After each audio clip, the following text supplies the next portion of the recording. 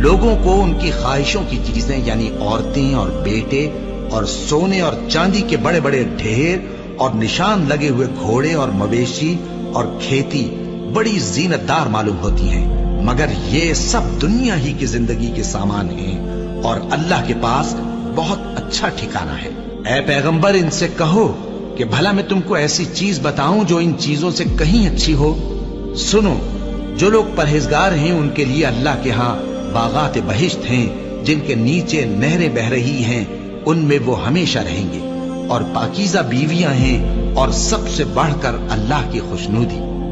اور اللہ اپنے سب بندوں کو دیکھ رہا ہے جو اللہ سے التجا کرتے ہیں کہ اے پروردگار، ہم ایمان لے آئے سو ہم کو ہمارے گناہ معاف فرما اور ہم کو دوزخ کے عذاب سے محفوظ رکھ۔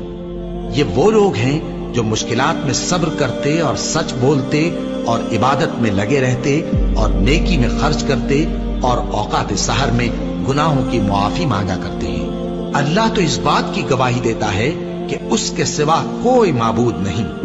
اس حال میں کہ وہ انصاف کا حاکم ہے، اور فرشتے اور علم والے بھی گواہی دیتے ہیں کہ اس غالب حکمت والے کے سوا کوئی لائق عبادت نہیں۔